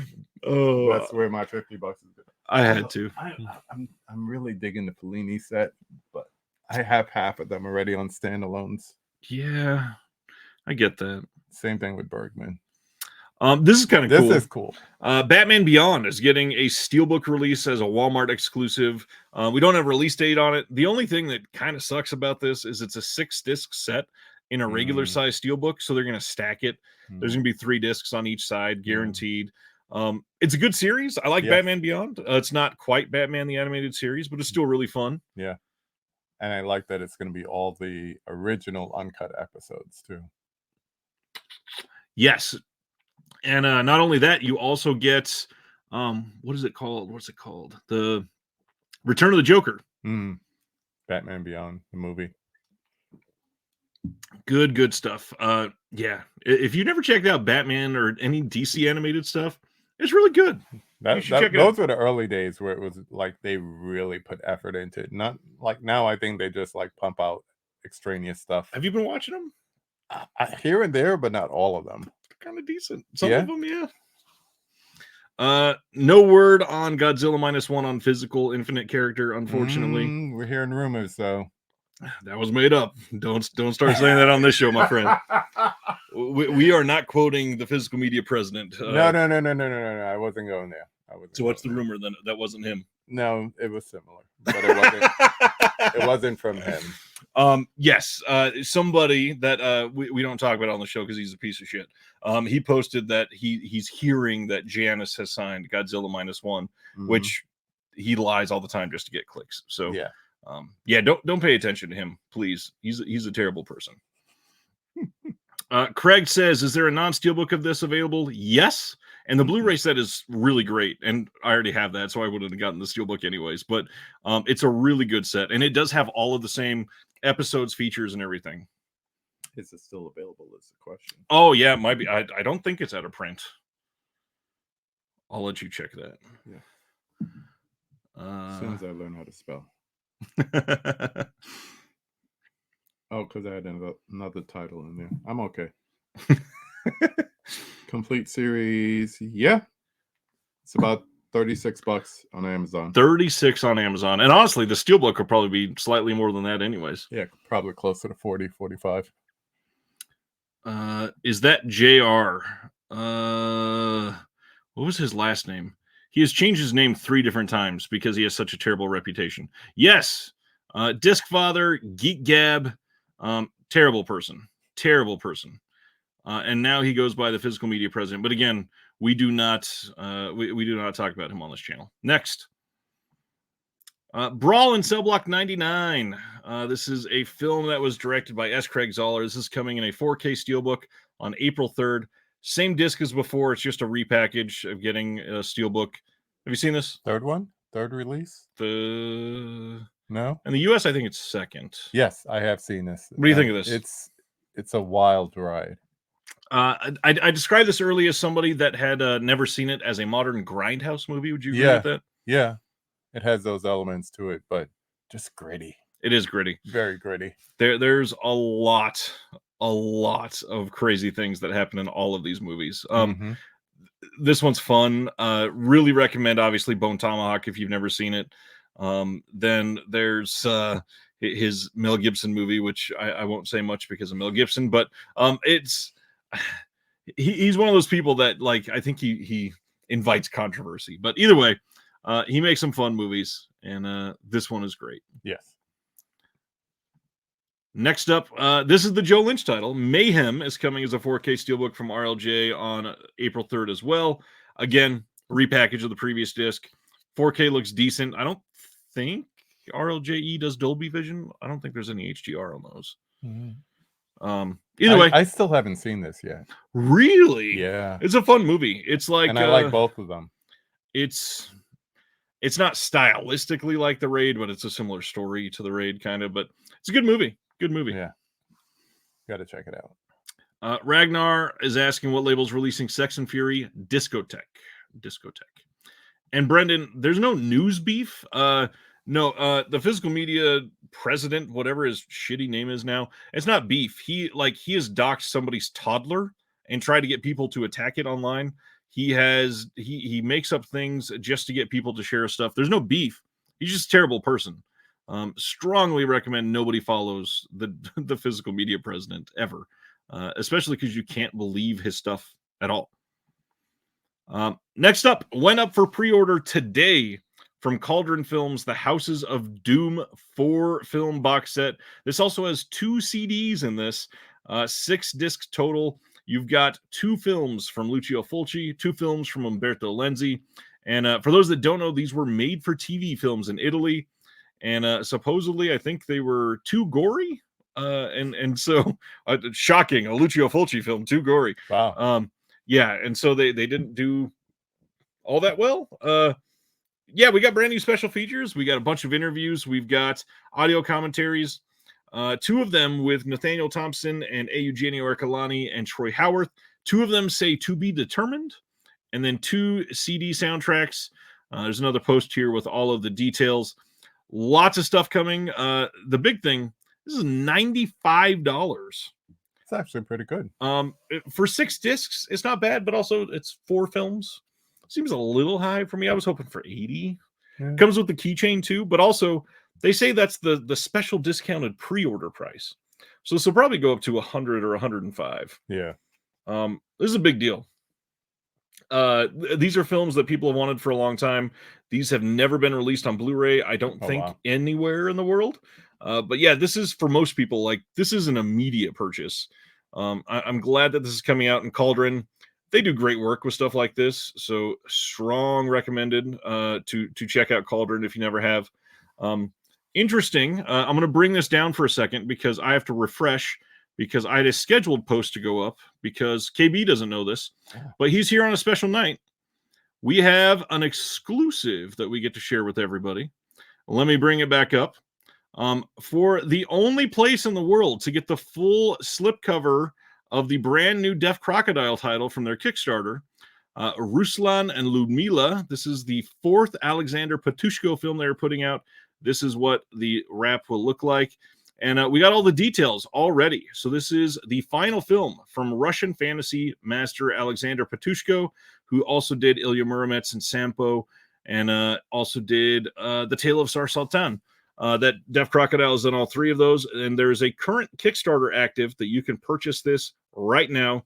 But the big deal is that this is the last of the fantasy titles. This is a big one. He's got like all of his greatest hits smashed into this one film, supposedly. Brand new 4K restoration from the OCN, and new commentary by comics artist, film historian, and author Stephen R. Bissett. New essay by film historian and professor Peter Rolberg. Alexander and Wonderland, Folklore and Fantasy in the Films of Alexander Patushko, which is a new video essay by Walt Cha. And then, of course, Blu-ray authoring by Fidelity in Motion and new art by Tony Stella. Again, this is a big deal. Great artwork. Glad they're putting this out. But maybe the bigger deal is that we should probably take a look at their Kickstarter, because it only went up a few days ago. And holy hell, have they been successful. Oh, wow. So they had a goal of $20,000, and they're almost at $65,000 already. And the big thing is announced today. Vinegar Syndrome and Deaf Crocodile worked something out where they could release even more of this box set that they are doing. So you can come and buy this box with these 4 brand new slipcovers for all 4 of the titles, or you can just get the box and the new slipcover if you happen to have the previous 3 slipcovers, and it'll fit it no matter what. This looks great. They're doing incredible work. I really hope people check this out, because Deaf Crocodile is not just because they're in the chat, but one of the most surprising, compelling, and hardworking boutique labels out there.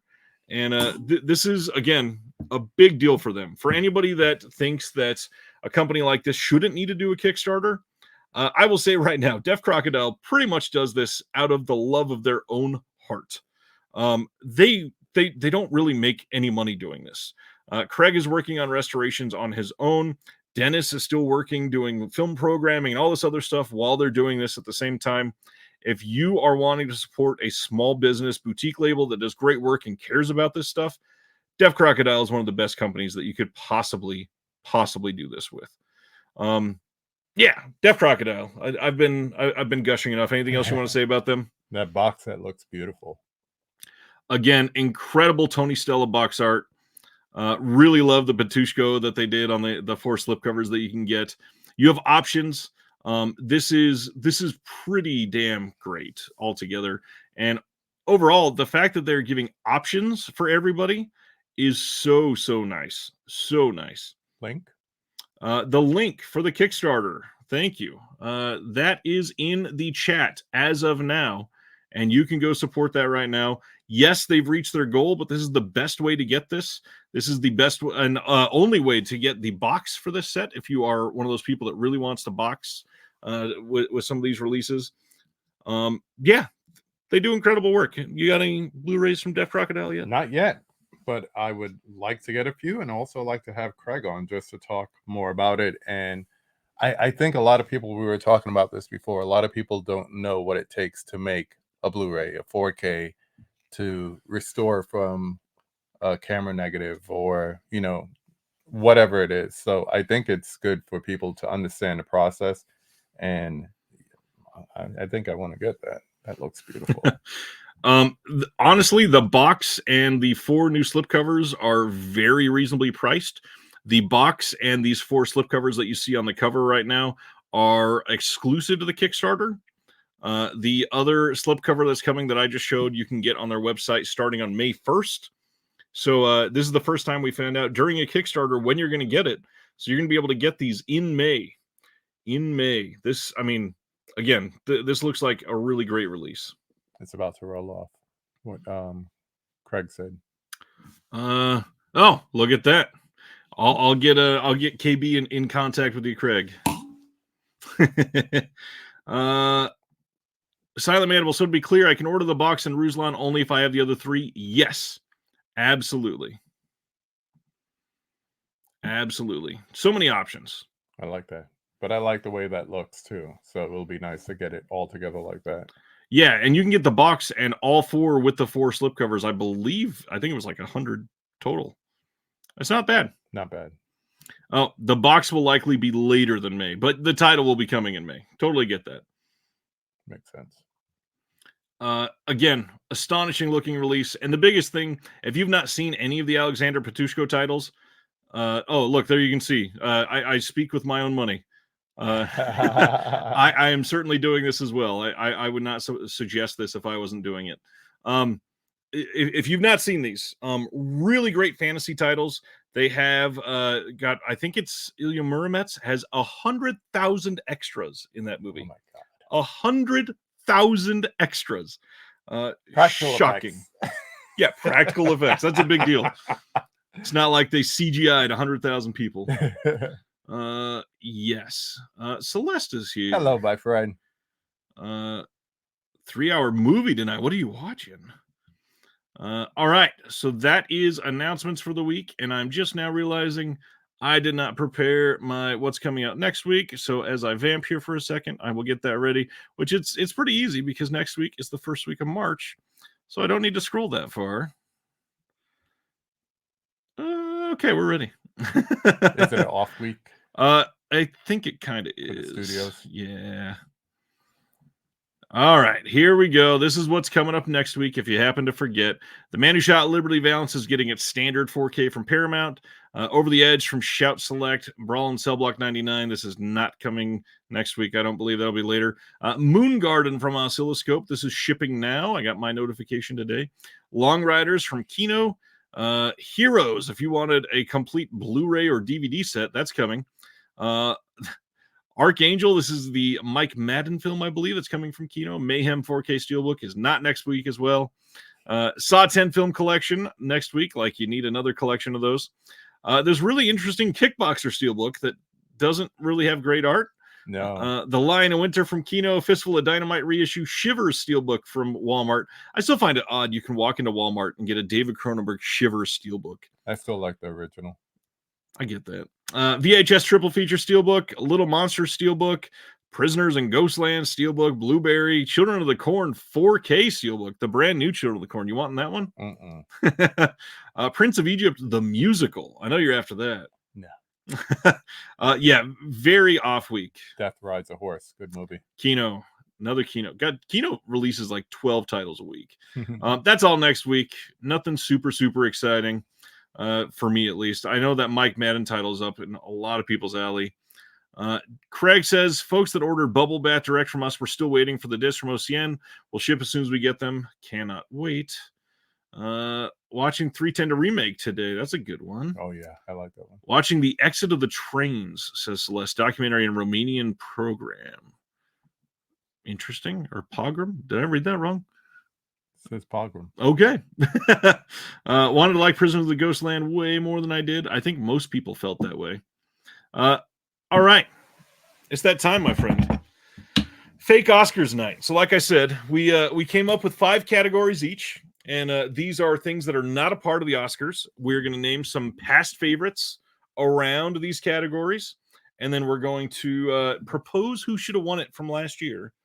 And I'll bring up my notes. KB's bringing up his. Why don't you go with your first one then? Okay. This is almost obvious. Okay. Do you know a lot of great voice actors? A few that I would call great. Well, a lot of times we think of voice acting, we think of like animated features, things like that. Celeste says a pogrom is a massacre of Jewish people. Like I said, rough stuff. Yeah, that. Oh, yeah. Oh. Wow. That does sound rough. Can't say enjoy. All right. Yes. So my first category is best voice performance. Okay. And it could be anything. It could be a narrator. Think, Stand By Me narrator. It could be an unseen performance. ScarJo, Her, for example, or animated feature. And when I think of animated features with a great voice, got to go with the late great Robin Williams in Aladdin. If it was something for last year, Oscar Isaac as Miguel O'Hara in Across the Spider-Verse. Oh, yeah. You could hear the tortured soul in his performance. It's a great movie. Yeah. Great movie. Yeah. Both of them are, but introducing a new character and have him be so central in it, and never really see Oscar Isaac. You know, he's not doing a disco dance or anything, Right. but he's still really moving in that one. Interesting. You mentioned this. Any other favorites from the past? Ooh. Well, there's a lot of different performances and animated features that stand out, but this is, when I thought about it, it was like this was the first one that came to Right. mind. Craig T. Nelson as Mr. Incredible. Mm, Yeah. Anyone that you could just hear the voice and it evokes emotion. Right. Because if you ever seen someone recording one of those things, they'll like whole body is into it. I don't want to say That's Uncle true. Marty as the fish in Shark Tale, but you know. Right. Right. All right. So my first is let's see. I'm gonna go with the way I thought about this is it's always impressive to me when it's somebody's first feature film. Mhm. Doesn't matter if you're directing, There we acting, go. anything like that. There we go. To make it super subjective, I just said let's call it best debut feature. So if it's your Continue. If it's your first performance ever, if it's your first time directing a film, if it's your first time editing and it's superbly edited, Mhm. like that deserves to be recognized. The fact that it's the first time you've tried a feature, Yeah. and it's that great, like that's a big deal. And so, some of the ones from the past, the big one for me, I wrote down Blood Simple because the Coens came on the scene and just they went. I mean, we're here for a while. Yeah. Like we're coming on the scene with this. Mhm. You got us for a long time. Yeah. And they were packing from day one. But from this past year, like I already said it, I got to give love to Past Lives. Director debut. This is somebody that has never told a feature film story before. Came together, told an immigrant story, told a like unconventional romantic story in a way that is engaging. Yeah. And directed the hell out of this. This movie could have fallen flat and was engaging the entire way through. Yeah. I took it from, that's my second category. I took it from the director's standpoint. Okay. So best first feature film.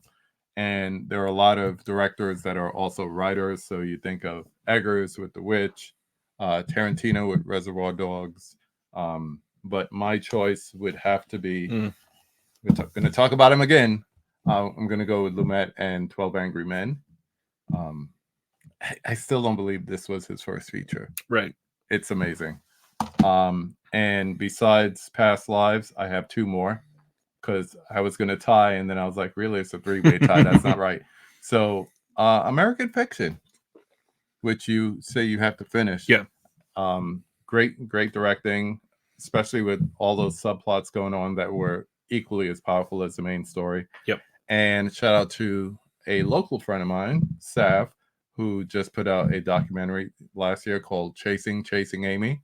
And it talks about basically what the Kevin Smith movie meant in his life. And it also covers his transition as well. So I'm proud of my dude. And it was the best first, feature documentary, I'll say. So yes, I'll include those two. I kind of figured we'd cross over on one or two. Oh yeah, it might be another one. Let's go. I'm worried about this one because Okay. this one was super obvious to me as well. I wanted to go with best practical effects. I thought about that. That was one of my three that I erased. I think it's important to start championing that more at the awards level. I agree. And we're already talking about effects in other ways, but to literally single out, you took nothing and created this instead of using a green screen is such a big deal. And obviously, we're going to go to things like The Thing. We're going to go to things that you've seen for years that are like silly to think about now, but even like the Teenage Mutant Ninja Turtles movie from the 90s, it's good practical effects. I mean, even the Henson stuff is really well done. But my example, I still think one of the best practical effects of all time, which I already mentioned The Thing, but I'd go with Christine. Like to take a car and unfurl it practically is mind-blowing. To be able to do that, and it looks, I hate to use the word that rhymes, but pristine. Yeah. That movie is an astonishing view of practical effects. I would say, even though there's also CGI in it, I would go with Fury Road. Yeah. Oh yeah. They because did enough. Such a great Yeah. mix. Such a great mix. The last year though, I Mhm. feel like this is one that you have to give the attention, and he deserves it, to Nolan with the nuclear bomb. Like the fact that you go out of the way to film a real explosion Mm-hmm. when this is the easiest thing to phone in a Yep. CGI He explosion, doesn't do and you that. say, "No, I'm not going to do that." That deserves recognition. Yeah, and it's fun film. My third category is they work as much as humans. Let's have a best animal I had actor. this. I'm not. I took it off, but I had it. You got to do it. And my wife would say you got to go with Benji because she grew up watching Benji and loving Benji and had a dog named Benji. But I like the old school stuff, and I like this because this is one of the first film franchises. I'm gonna go with Asta in the Thin Man movies, because they made that dog do work. Yep. He was like actually an action star in these comedies. So great releases, by the way. If you don't have the Thin Man series from Warner Archive, they look great. They really do. I pulled this one, but I could have pulled them all. They're really good. We went through like a weekend and just watched. I think there's 5 of them in total. Yeah. So that's a fun day, and they're short too. I think they're like 85 minutes. Yeah. If I was looking at last year, I know you haven't seen it yet, but when you watch Anatomy of a Fall, look for Snoop. Look for Snoop, the service dog. This is why I took it off the list, because I was like, I know the answer is Anatomy of a Fall just because everybody tells me, but I've not seen it. You got to see it. This one's really funny, but I think not. The only thing that's hard about this is I don't want them to incentivize it, which is the obvious. Why am I saying this then? Mm-hmm. I want them to do something like Best Twist, something where like innovative in the writing. M. Night Shyamalan Special Achievement Award, basically, yeah. And funny enough, that's what I wrote down. Is for anybody that wasn't paying attention to film at the time, I don't think it is easy to understand now, looking back, how big of a deal The Sixth Sense was at the time. That it was a blockbuster. That movie made so much money and made freaking Tony Collette a star, made at the time Bruce Willis a bigger star, made Little Dude a star. Like this was before memes, and you had references in everything. And obviously it was the biggest twist of its day. And now the director is literally known for twists. But I got to shout out what's my favorite twist: The Usual Suspects. That movie's amazing. I love that movie. I know it's got the spacey effect, but it's art from artist. Always. The movie's amazing if you've never seen it. And what's funny is I think I talked about this last week. What I listed for last year is the movie Missing, and not that it should win, but just holy shit, you did too many. That movie is just twist after twist after twist, and it ruins it. And if you're looking at this year, Argyle, because we were sitting there and it was like, how many more twists before the movie ends? Over under is at 3. It was 7. So I forgot the name Haley Joel Osment for a minute. Sorry, Dustin. Sixth Sense starring Bruce Willis, Tony Collette, Little Dude. I'm tired. Give me a break. All right, what's next? The next one isn't actually an award. It would be a special achievement award. So many times we have movies that at the time it's not popular, or it's not well received, box office, whatever. But then we go down the line, go a couple of years, and we're like, oh man, that really was a great movie. So I want a Best Legacy Film Award. And that seems cheating for tonight. No. Because you can't give an Oscar to last year's films. Well, I'm going to focus on the category, and then I'm going to give you an example. So go back, say, 20 years, and look at a film that we hail today that got no love then, or something that was an indie that now is like rose and popular. And I'm going to go with this one because I still think this needs more love, and that's American Splendor. Paul Giamatti, I always forget the name of the guy who plays Harvey Pekar, real life guy, and he's actually in the movie too. But that would be an example of something that probably under the radar. That would also be a good name for it. Under the radar, best under the radar legacy. But something that you can look back. We couldn't do this now because 20 years ago was Return of the King. It won everything, right? But maybe 20 years down the line, you look back and see there were other films that year that actually was worth a damn. This is one of them. If you've never seen it, Never seen check it out. Never seen Check it out. I'm sure it's great. And Dell just said it's great. Yeah. I trust Dell. So this one's obvious. I mean, most people watching, we all talk about genre films and horror all the time. Yeah. Horror never gets any love, and obviously there's a very popular YouTube channel dedicated to this. But how do we not have a best kill at the Oscars in a night of reverence and uppity bullshit? They should run it right before the in memoriam. That's funny. That's funny. They show Brought all to you by Dr. Pepper. They show all the nominees and then give it to one of the in memoriams. Who might have been a killer. So obviously, I think it would, if anything, it would bring a bit of like a comedic relief to the night of the Oscars. It's something that would just make you stop and go, "Oh yeah, Terrifier 2 was pretty gross," or something like that. And with last year, like, there's a lot you could choose from. Obviously, horror is a big thing, but I really want to go with the leg kill from Saw X. I didn't see it yet. Really? I own it. I haven't gotten to it yet. It's surprisingly good. Okay, I won't spoil anything. That's why I called it the leg kill. But you'll see, and it's show the kills, show the actors that were in the kills, and that's, you're broadcasting this everywhere, so it's going to be brutal going across. Yeah. I thought about it because I was like, we should really have genres. Yeah, because most things that are nominated is usually a drama, so non-drama stuff. So dare I say it, a comedy genre film, a horror genre film, action, whatever the case may be, and not a popular, because that's so subjective. Right. But then I thought, well, there's different award shows for that. There's a Fangoria and there's a Spirit and this and that.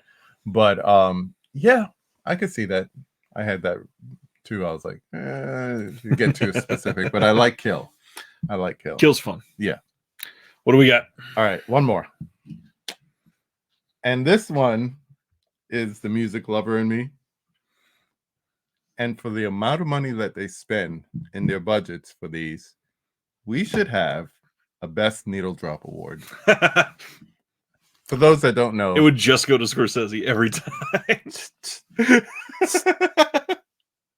I'm not playing for the home team here. So, or am I?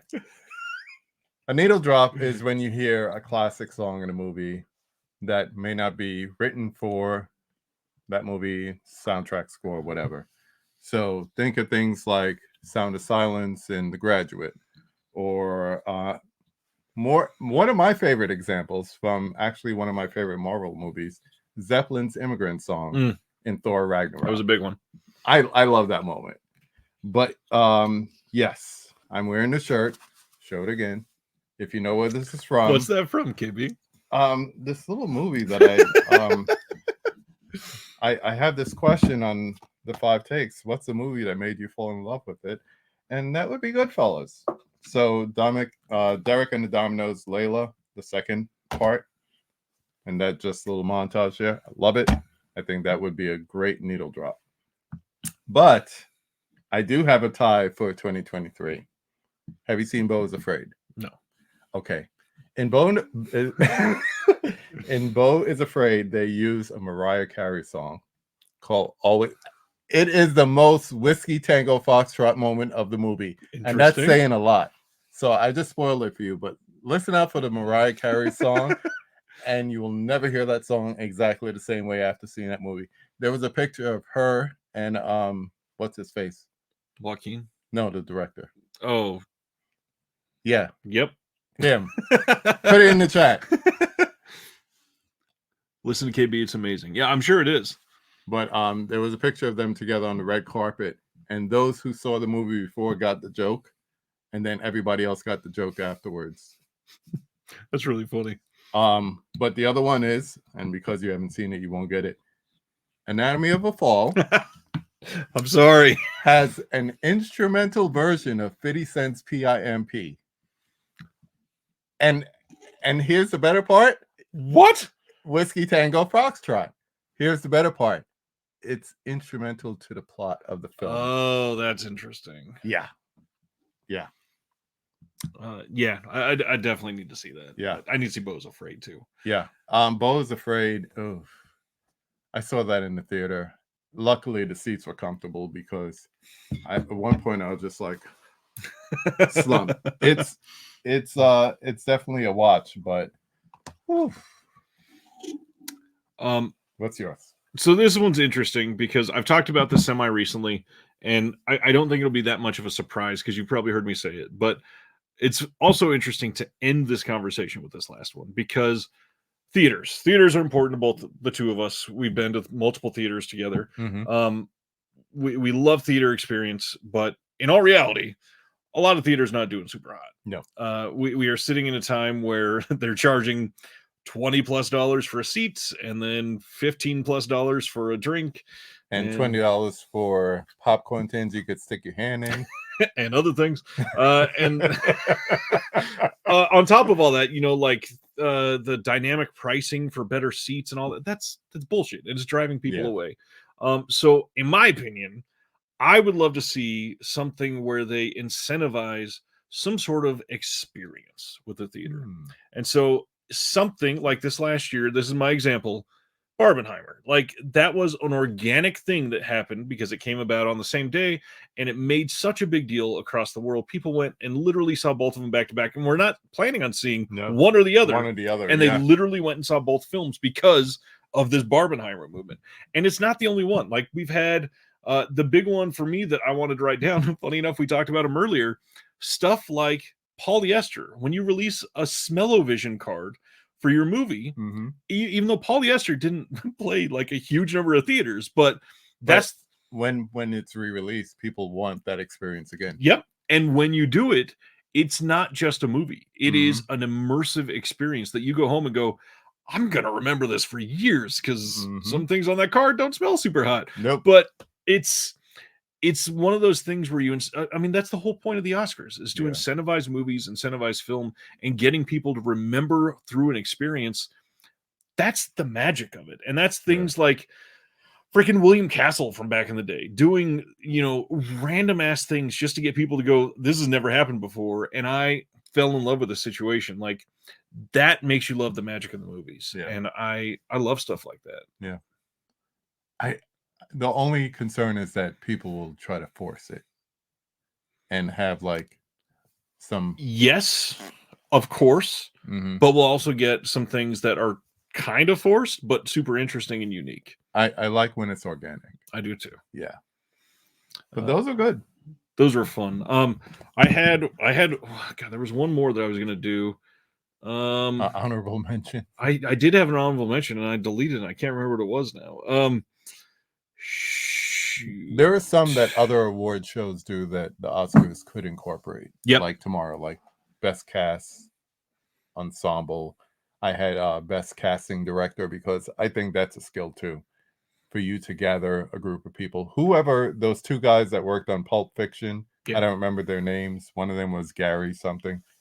Give them an award because to get that group of people, upcoming stars, known stars, revigorate two careers between Willis and John Travolta. Yeah. That's amazing. It is. I think one of the ones that I was going to bring up is normally best international feature. Skews pretty art house normally. Go on the opposite. Do a best international art house and then a best international genre film. From last year, like When Evil Lurks is never going to get enough love. Love that movie. So I think it is never going to be able to get the respect that it deserves. And likewise, Terrified. That was from the same director. People still don't know what that movie is. Yeah. And it was like Terrified. What? Yeah. No, and Rugna did not do. But if we somehow brought attention to some of those, like the South Korean horror that we're getting, would get some sort of love. Yeah. The attention that random like Eastern European countries that put out this weird ass sci-fi, that's the perfect place to say it's not really art house, but nobody's watching it. Let's send it there. And it is the Hollywood Foreign Press. Exactly. You could do it that way too. So highlight it. Gosh, we got any comments? I know they were like flying by. There's tons, and we're not even at 2 hours. This is weird. Let's see. Stan Loves Bo is Afraid. We missing something? I was looking for my water bottle. Did you throw it? It's hard to throw. It's like 20 pounds. Let's see. I think Tarantino, Coppola, and Crow would have a few Oscars if the soundtrack was an award. Yeah. Good use of music. Best film title. That's an interesting one. How about best cold open? Best title screen last year, Evil Dead Rise. Evil Dead Rise. Yep. Love it. Debut for Jordan Peele for Get Out. This was on my list for sure. Marvin says Past Lives was second favorite film. What was a favorite film then? Yeah, put that in the chat, Marvin. What was your favorite of last Kubrick Glover. Hey, Ryan and KB. Can't remember the name of the guest, Ryan, because your physical media awards. I bought the Severance Sensual. Nice. Hope you enjoy it. A lot of people don't. It's a very interesting set and literally maybe the best box set ever. We have best leading actors, best supporting. Now we need best day player. I just gleeked everywhere. Sorry. Best extra. That'd be an interesting one. Yeah, there's a lot of times when somebody comes along. Well, we get that in supporting actor too, where they just come in 10 minutes or less and just steal the movie. Yeah. Yes, Mike Dog. I like Gus that. the Mule and Gus. Bart the Bear in every movie involving a bear in the 80s and 90s. Oh, look at that. Chimp from Every Which Way But Loose and all those other movies too. And then the chimp from Nope. Oh. Gordy, was that his name? Yeah. I need to rewatch that one. It's a good Primal Fear, that's a good movie. Yeah, I like that one. I still love this comment. Let's see. The Crow should have been an award season at the time. I mean, that's one that could have been that legacy award. What do you think about the remake? I mean, I think Skarsgård is like the hot boy for weird movies right now. He is, but also everybody's so up in arms because this doesn't need to be remade. Okay, first of all, they looked pretty extreme. They're going to get called out for it. If they look too similar, it would have been, it's too similar. Where's new ideas? Why are we remaking this? We already have the original. They probably made the better choice. Plus, he looks like he did in the comics. I got nothing against it. More than I'll be interested to see it. More than Lee did. Let's see. Definitely agree on American Splendor. I need to see it. I love Giamatti too. Oh, he is young. Yeah, he is so young. I have a screener. That's why it's still sealed. Interesting. So I just watched the screener. But let's see. Craig says 4 genres, max 5 films per genre. Yes. Hard to have comedy as a genre because it's dead. Well, but what that will do is just give like the obvious choices the award, and it will encourage more people to make certain genres. That right now it feels like they're taking a risk every time they do something like a no hard feelings or whatever the case. Well, that's what I was about to ask. What was the best comedy from 2020? Probably that one. I'd say Bottoms. I really enjoyed Bottoms too. Marshawn Lynch is funny as hell in that movie. Talking about his divorce. KB, you would have to have best diegetic and best non-diegetic needle drop. I'm glad you know. Kind of, I guess. And what happens when they cross over? Baby Driver. Under the Rainbow and 9, and I got 5 on it. Yes, I got 5 on it. And I got 5 on it is Us. It is not Get Out. That's right. Murder on the Dance Floor from Saltburn. I still need to see Saltburn. Good call. PTA's. I got some love that BAFTA. I think she performed and everything. I think they got everybody, like even Ryan Gosling is performing at the Oscars. I think they all are this year. I'm just kidding. Yep. Let's see. The Tingler, exactly. Sounds like a showmanship award. That's probably a better word for it. Probably couldn't happen yearly. That makes sense. We're 12 hours early for the vinegar announcements. We're not here for the vinegar announcements. We're here because it's Thursday. Pretty much. If so much of the ticket price goes to the distributor, why not lower the price, get more people through the door, and sell more popcorn? I think a lot of them to the distributors are demanding the prices, sadly. Best dolly grip.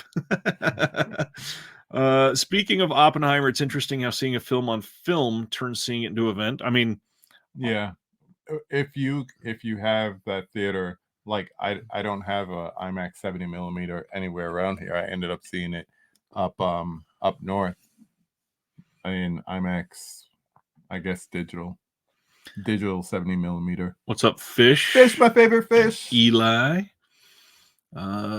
Oppenheimer is Marvin's favorite. That makes sense. Oh, okay. I see that movie like down the line, like people are going to have regret that they paid that much attention to it. Not to take away from the genius of it, but compared to other movies that won't have a chance in certain categories, yeah, I don't know. There was a lot of good films last year. I agree. Eli says, any truth to Scream Factory releasing Killer Clowns from Outer Space? It looks like it, but as usual, I would say wait until they actually announce it instead of letting Dawn of the Discs leak it. Monday, when that gets announced, you can feel better. But I mean, we just found out recently what happens when Dawn of the Discs leaks stuff and then the faculty doesn't get announced. Everybody gets upset. Yeah. So just wait till the company actually announces things. I really thought Arrow was going to upgrade it to 4K. And they still might. Yep. They still might. Ronnie, thank you. Comedy is not dead. Have you seen Bottoms? Yes, good. That's what I called out. I love that. The new Crow does not look like the original comic book. Not the original. There's multiple comic books. I think there was 4 comic books related to the Crow. There's multiple looks that they've had. I would have cast Charles Melton if I wanted him to look like the original James O'Barr comic. I mean, there's lots of different ways to check that out. I've not watched stop motion yet. I need to see it. I absolutely agree. Have a good night, Dell. We're probably about to call it a night too. My mom just watched Oppenheimer. It was interesting. Nice. Yeah, there's a couple. I get what you're saying, Sivner, but obviously they got to do something super different. Man, we're all caught up. Anything else? Yeah, always fun. Well, you try to stay fairly up to date with most new movies coming out. Mm-hmm. What are you most excited for this year? I hate to say, but Terrifier 3. Really? Yeah, I something about those movies, man. I really like the fact that they don't cut away. Interesting. It's like sadistic. It is. It is in a fun way. I never would have pegged you for that. You know what it is? It reminds me, and I know somebody's going to say this is blasphemy. It reminded me the first time I watched the original Saw. It was something that I didn't expect. And it like really caught me off guard. Speaking of twists, like that's still one of the biggest twists ever. My ankle knocking against this. Yeah, big twist there too. So yeah, I mean that's the first one that came to mind. Worst person in the world. What's her name? Is it Rezavat or something like that? Yeah. She has a new movie coming out. It's a zombie movie. Yeah, I got it. It's on my watch list. Make talk. Make talk. I'm here to make talk. Have a good night, Paul. Stan agrees with KB on Terrifier 3. Here it is. Handling the Undead. Abnormally hot summer day in Oslo, a strange electric field surrounds the city as a collective migraine spreads throughout the town and newly deceased awake from death. And it stars Renate Reznov. Worst person in the world, chick. Yeah. Ronnie says, speaking of Bottoms, any chance of a Blu-ray release? Because not to be dramatic or anything, but I might die if it doesn't get one. I mean, honestly, I'm hoping for it, but I'm not super optimistic at the moment. I think it will likely get a overseas release at least. Like, I wouldn't be surprised to see a movie release pop up. I'm actually hearing early good things about Furiosa too. Yeah, that's a big one. Yeah. Civil War. Dustin says, I saw it. It's fantastic. So thought-provoking and haunting. Okay. There you go. Those are the only ones I could think of. Paddington in Peru. That's, yeah. Civil War is probably going to be my answer to that. Or that new Kristen Stewart one that's about to come out. Looks really great. The crime movie. It comes out in like 2 weeks, I think. It's very soon. And then Furiosa is a big one for me this year. Nosferatu. Oh yeah, Nosferatu. I forgot that's this year. And then they just announced it. Saw 11 coming out this year. That's why it's funny that they're putting out another 10 movie set. I'm all about it. Saw 11. Saw 10 was great. I heard it's returned to form. It's like top 3 for me immediately. And I'm like, we saw almost OG. OG and OG 10, and I go between depends on the day. 2, 3, and 5 are all really good. I would say 3. 3 is really great. Yeah. I like the kills in part 2. Craig might be going to Dune 2. I still need to see Dune I'm 1. going Sunday. Abigail, that looks like fun, but I think I'm going to be disappointed. That's what it's called. Love Lies Bleeding. That's the Kristen Stewart one. Oh, Thank okay. you, Ronnie. Just crying in it. Well, I mean, at 2 hours, this is one of the shortest reconnect in the world. I but, did it. Forget about going for the longest. I'm It's going all for the it's shortest. easier when we're in person, and also the Oscar categories go super fast. Yeah. Either way, the Oscars are fun. I hate how many people shit on the award shows. I don't like art to be. It's kind of like when you get a little gold star for your art Yeah. project. It's pretentious and dumb. I get that. Yeah. But also it's fun. Yeah. As a movie lover, you should still like award shows. Right. I'd rather watch Fangoria though. I agree, and they're usually more interesting. Mm-hmm. I mean, Dustin, yeah, you're right. Ryan, sell me that. What? Oh yeah, t-shirt check. Show your t-shirt. Oh, the Prowler. Oh, sell you that Black Emmanuel set. Oh, that's what he was trying to say. I think I'm good. Yeah, that's a once in a lifetime type of release. I don't even see it. It is right here. Oh, it's behind me. It That's is the behind. second time tonight something behind me. Yeah, I think that's it. I just realized you have 2 copies of something. Oh, I think you're looking at my cell pile. Oh, okay. Or we'll talk about that in a minute. Okay. Anyways, hey everybody, thanks for hanging out. Next week, Monday, interview going up with Art Label, one of the newest OCN partner labels. They've got a new title getting announced tomorrow, and so we're discussing that. That'll be out on Monday. Show next Thursday. It is the first of the month, which means Dr. Will Dodson will be here, and it will be much longer than 2 hours. Yes, it's not even 9 p.m. on the West Coast yet. I'm sorry, Craig. You'll have to have to figure out something else to do for 27 minutes. Go watch a movie. Thank you for being here in person. Always good. This always feels so much more fun in person. Yes. Thanks everybody. We'll see you next week. I think do I have new credits up yet? No, we don't. So go watch a movie like KB says, and make sure you've gone and subscribed to his channel. We'll see you on the next one. Have a good night. Guys.